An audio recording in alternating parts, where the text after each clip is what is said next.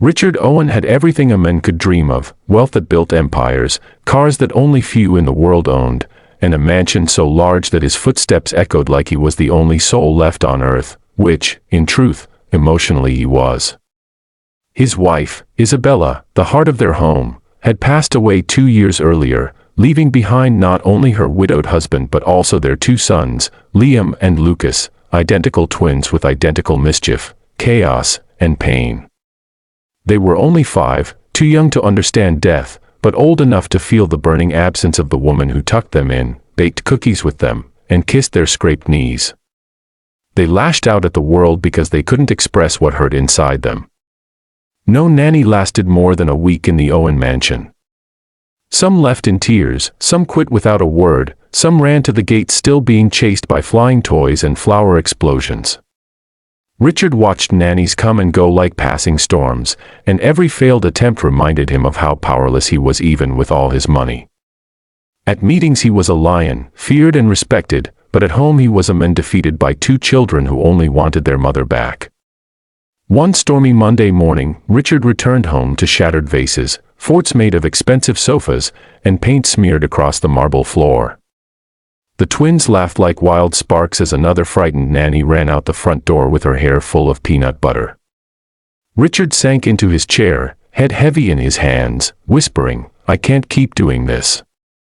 His secretary nervously stepped forward and said words that sounded like a miracle or madness. "Sir, there's one last applicant. She's waiting outside." Richard looked up with empty eyes. "Bring her in, though I doubt she'll last an hour." Then she entered, not fragile, not fearful, but confident, with neatly tied hair, a soft smile, and eyes that carried patience like sunlight does warmth. Her name was Clara. She didn't flinch when she heard glass shatter upstairs. She didn't panic when she saw the twins sprint past her shouting war cries. Instead, she knelt and opened her arms like someone greeting long-lost family. The boys froze, confused. They weren't used to adults kneeling to them. "Hi, Liam. Hi, Lucas," she said gently. "I heard you're the strongest, smartest boys in this whole house. I wonder, who taught you to be so amazing?" The question caught them off guard. No one ever praised them, only scolded, chased, or feared them. Liam blinked. Lucas frowned. Clara smiled like she already knew the answer. "Was it your mommy?" Silence filled the air like a held breath. Lucas whispered, voice trembling, "Mommy did, she made cookies." Clara nodded warmly. "Then maybe today, we can make cookies too, together." Richard's heart clenched at those words. Clara was not trying to replace Isabella, she was honoring her.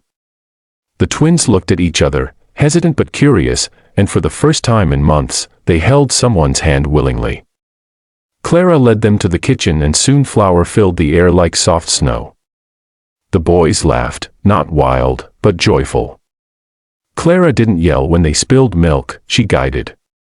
She didn't demand obedience, she invited trust. Richard entered the kitchen later, stunned to see his sons dusted in flour, smiling, not destroying. He leaned on the doorway, eyes wide, heart pounding. Was this real? Clara turned, smiling calmly. "Mr. Owen, your sons don't need control, they need connection." And in that moment, Richard realized she was right. For the first time since Isabella died, hope breathed through the house. That night, Clara tucked the boys into bed and they asked her to stay a little longer, their small hands gripping hers like she was the rope pulling them out of darkness. As she hummed a lullaby, one Isabella used to sing, Richard stood outside, tears slipping down silently. He wasn't crying from sadness this time but from relief. The impossible had happened. His sons were calm. His sons were happy. His house felt like a home again. Days turned into weeks, and Clara became the heartbeat of the mansion. She taught the boys kindness, patience, and love, not with discipline, but with warmth. She told Richard stories of mothers who lived forever through memories, not through grief. Slowly, gently, the family healed. One afternoon, as Clara and the boys baked cookies again, Liam looked at her and whispered, "You help us remember Mommy, without hurting." Clara knelt, tears shining, and hugged them both tightly. Richard watched from the doorway once again, but this time his shock was gone. In its place was gratitude, awe, and something he thought he had buried forever, hope for a second chance at life. No one in the city could tame the millionaire's twin sons.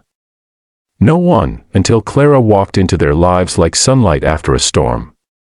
And just when Richard thought the impossible had already been achieved, he realized there was more. His heart, once shattered, had begun to beat again. If you felt this story touch your heart, if you believe love heals the broken, then join us, subscribe to the channel, because more stories are coming, stories that make you cry, smile, hope, and believe again. Let this just be the beginning.